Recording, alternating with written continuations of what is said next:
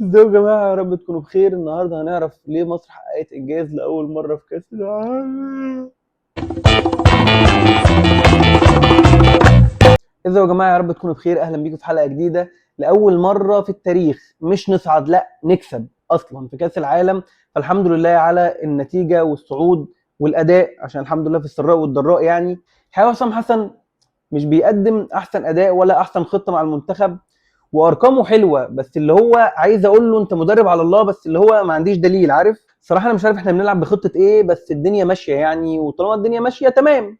يعني اول ماتش كنا حلوين، كنا ممكن نكسب ونحط اكتر من جون، بس تعادلنا مش مشكله. بعدين عملنا ماتش حلو جدا قدام نيوزيلندا وكسبنا 3-1، وطلعت في خدهم بيضه فعلا زي ما كابتن مجدي قال. بس يعني للاسف كعاده المنتخب وحسام حسن لازم يلخفن الفرقه في الشوط الاول ويغير مراكز اللعيبه، فلازم نعمل اداء وحش الشوط الاول وبعدين نخش بين الشوطين ما نعرفش المحاضره الفنيه بيبقى فيها ايه بالظبط. انا دي الام الكوره دي حاجه ثانيه خالص. الكوره دي دماغ منين الكوره؟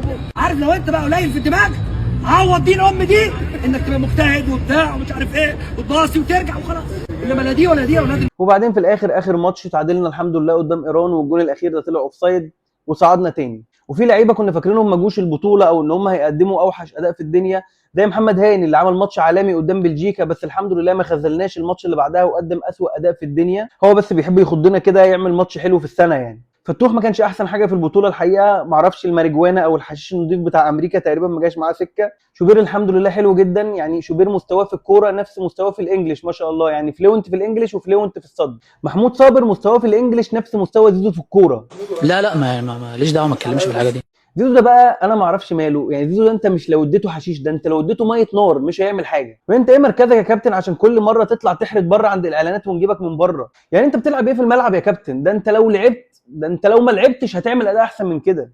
انا مش عارف يعني، هل كان فاكر ان المنتخب بيقبض ولما لقى ما فيهاش فلوس العضله شدت؟ بصراحه ما اعرفش. وليه اصلا كابتن حسام مصمم عليه لما هو عنده واحد زي هيثم حسن؟ نديله فرصه نتفرج عليه. حتى الصراحه كل ماتش يزو بينزل فيه بحسه هيخرجنا من كاس العالم ويودينا الكونفدراليه. الحقيقه صلاح وامام عاشور الافضل بلا منازع بالنسبه لي في كل الماتشات اللي لعبناها، وتبديله صلاح كل ماتش دي يعني ما هي الا فزلكه. المفاجاه الحقيقيه في البطوله بالنسبه لي هي عمر مرموش. مرموش بيتعامل معانا زي ما ميسي بيتعامل مع الارجنتين، اللي هو يضيع بيلن عادي، يضيع انفراد ماشي، يعني يعمل باص غلط عادي. يعني لعيبه الارجنتين نفسها اللي هو كمان واحده والنبي يا ريس انت براحتك، بس ده ميسي، يعني الراجل مقفل اللعبه، او ميسي جاي عشان يشرف كاس العالم، مش كاس العالم هو اللي هيشرف ميسي. لكن انت يا مرموش راجل صغير في السن ومحترف ومتجوز، يعني عايز ايه تاني اكتر من كده؟ هو كتب كتابه ودخل يا كابتن هاني ولا كاتب كتاب بس؟ الله اعلم. لا ده سؤال غالبا افتراضي يعني. كاتب كتاب بس. كاتب كتاب بس؟ من الفرح على الطياره المفروض هو قالوا لي كاتب كتاب بس فعلا.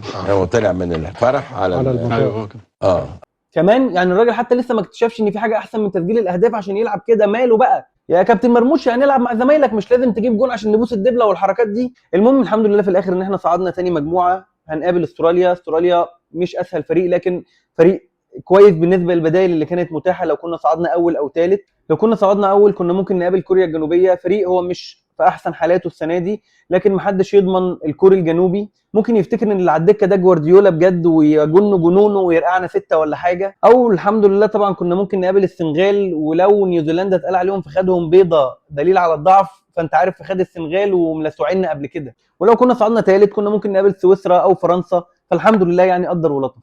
ماتشات المجموعات زي ما توقعنا للاسف اصابات كتير بسبب الحمل البدني، وجوان كتير جدا بسبب كتره الفرق وفرق المستويات الكبير بين الفرق. المهم خلينا نروح لتوقعات دور ال 32. البرازيل واليابان، اتوقع البرازيل، واتمنى حد يطمنا على نيمار، يعني راح معاهم ولا لسه في البرازيل مش عارف. كوت ديفوار والنرويج، يعني اعتقد النرويج اقوى فاتوقع النرويج. مكسيك والاكوادور، انا بصراحه اتوقع الاكوادور. والكونغو وانجلترا، اتوقع ان الكونغو هتكسب انجلترا. ارجنتين والراس الاخضر، الارجنتين طبعا. مصر واستراليا، ان شاء الله مصر باذن الله. سويسرا والجزائر وكولومبيا وغانا، اتوقع دور 16 هيبقى سويسرا وكولومبيا. الناحيه الثانيه المانيا وباراجواي، المانيا. فرنسا والسويد، فرنسا طبعا. جنوب افريقيا وكندا والمغرب وهولندا. كنت اتمنى جنوب افريقيا لكن كندا اقوى على ارضها، وكمان ان شاء الله المغرب تصعد. البرتغال وكرواتيا، الصراحه البرتغال انا متضايق بس من لعيبه البرتغال في حاجه، ان هو اللي ملوش كبير بيشتروا له كبير. يعني البرازيل نيمار منتهي راحوا جابوه عشان يبقى كبير الفرقه والقدوه وبتاع زي ميسي كده. انتوا بتعاملوا كريستيانو بجربعه مش طبيعيه، انا مش فاهم ليه الراجل ده يعني اسطوره. انا ما اعرفش بيعملوا معاه كده ليه بصراحه. المهم البرتغال وكرواتيا، اتوقع البرتغال ان شاء الله يعني، واسبانيا والنمسا اعتقد اسبانيا اقوى. امريكا والبوسنه والهرسك امريكا، اخيرا السنغال وبلجيكا اعتقد بلجيكا اقوى. بس دي حلقه التوقعات، فلو عجبتكم ما تنسوش تعملوا لايك وشير وسبسكرايب، واكتبوا لنا توقعاتكم في التعليقات، وشكرا.